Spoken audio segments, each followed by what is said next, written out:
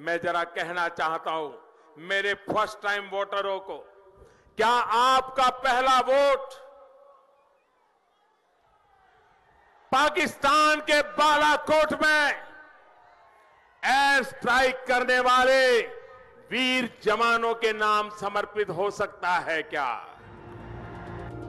लातूर के औसा और कर्नाटक के चित्रदुर्ग में पहली बार वोट करने वालों से बालाकोट और पुलवामा के नाम पर वोट की अपील करने वाला प्रधानमंत्री नरेंद्र मोदी का ये भाषण चुनाव आयोग के रडार पर आ गया है। सूत्रों के मुताबिक चुनाव आयोग ने इसका संज्ञान लेते हुए महाराष्ट्र के मुख्य चुनाव अधिकारी से जल्द रिपोर्ट देने को कहा है। मैं मेरे फर्स्ट टाइम वोटर से कहना चाहता हूं कि आपका पहला वोट पुलवामा में जो वीर शहीद हुए, उन वीर शहीदों के नाम आपका वोट समर्पित हो सकता है क्या? चित्रदुर्ग की रैली का संज्ञान लेते हुए कर्नाटक कांग्रेस ने पीएम के भाषण की चुनाव आयोग से शिकायत की थी। कर्नाटक कांग्रेस ने कहा था, नरेंद्र मोदी भारतीय जनता पार्टी के नेता होने के अलावा देश के प्रधानमंत्री भी हैं, लेकिन वो लगातार चुनाव आयोग के आदेश का उल्लंघन कर रहे हैं। ये उल्लंघन कोई आम आदमी नहीं, प्रधानमंत्री मोदी कर रहे हैं। प्रधानमंत्री को संविधान का संरक्षक माना जाता है। ऐसे में चुनाव आयोग से अपील की जाती है कि प्रधानमंत्री मोदी के खिलाफ उचित कार्रवाई की जाए। गौरतलब है कि पुलवामा हमले के राजनीतिक इस्तेमाल को लेकर प्रधानमंत्री मोदी लगातार विपक्षी दल के निशाने पर हैं।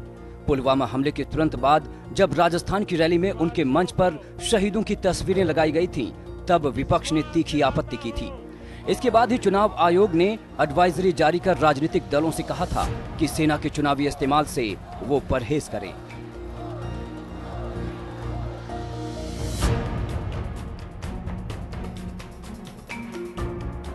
चुनाव आयोग ने दूरदर्शन को किसी भी दल को खास तवज्जो देने या असमान कवरेज देने से परहेज करने की नसीहत दी है।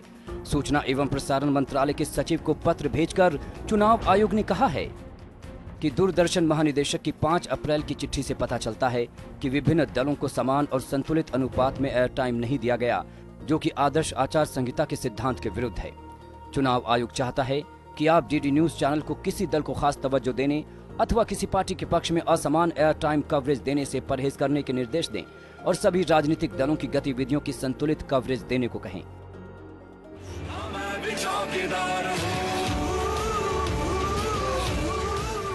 गौरतलब है कि बीजेपी के मैं भी चौकीदार कार्यक्रम को डीडी पर घंटे भर से ज्यादा लाइव दिखाने पर विपक्षी दलों ने आपत्ति की थी, जिसके बाद चुनाव आयोग ने डीडी से जवाब मांगा था।